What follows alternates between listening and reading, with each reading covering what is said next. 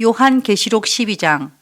하늘에 큰 이적이 보이니 해를 옷 입은 한 여자가 있는데 그 발 아래에는 달이 있고 그 머리에는 12별의 관을 썼더라. 이 여자가 아이를 베어 해산하게 되매 아파서 애를 쓰며 부르짖더라. 하늘에 또 다른 이적이 보이니 보라, 한 큰 붉은 용이 있어 머리가 7이요 뿔이 10이라. 그 여러 머리에 7 왕관이 있는데 그 꼬리가 하늘의 별 3분의 1을 끌어다가 땅에 던지더라.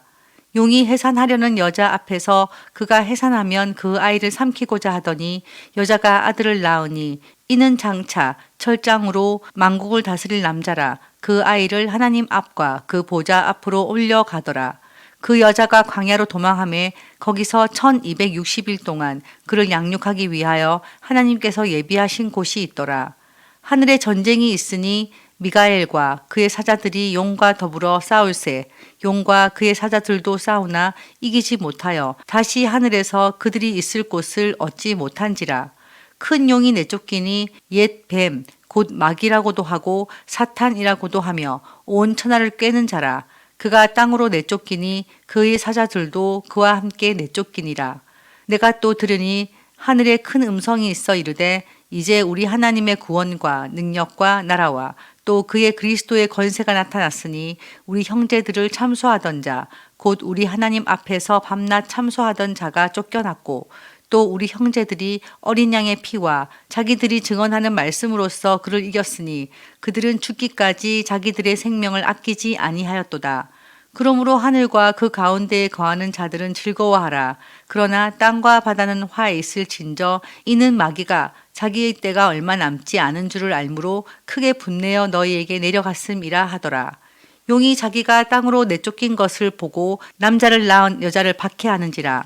그 여자가 큰 독수리의 2 날개를 받아 광야 자기 곳으로 날아가 거기서 그 뱀의 낯을 피하여 1떼와 2떼와 반떼를 양육받으매 여자의 뒤에서 뱀이 그 입으로 물을 강같이 토하여 여자를 물에 떠내려가게 하려 하되 땅이 여자를 도와 그 입을 벌려 용의 입에서 토한 강물을 삼키니 용이 여자에게 분노하여 돌아가서 그 여자의 남은 자손 곧 하나님의 계명을 지키며 예수의 증거를 가진 자들과 더불어 싸우려고 바다 모래 위에 서 있더라.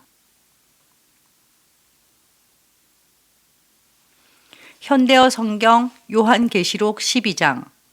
그리고 장차 일어날 일을 상징한 아주 이상한 광경이 하늘에 나타났습니다. 한 여자가 태양을 입고 달을 발로 디디고 섰는데 그 머리에는 12개의 별이 달린 면류관을 쓰고 있었습니다. 이 여자는 임신 중이었으며 해산이 임박하여 진통 때문에 울부짖고 있었습니다. 그러자 갑자기 7개의 머리와 10개의 뿔이 있고 7개의 왕관을 쓴 붉은 용이 나타났습니다. 그 용은 꼬리로 별의 3분의 1을 휩쓸어 땅에다 내던졌습니다. 그러고는 해산하려는 그 여자 앞에 버티고 서서 아기를 낳은 즉시로 삼켜버리려고 기다리고 있었습니다. 드디어 여자가 아들을 낳았습니다. 그 아기는 큰 권력을 잡고 만국을 다스릴 왕이 될 분이었습니다. 호련히 그 아기가 하나님의 보좌 앞으로 이끌려 올라갔습니다.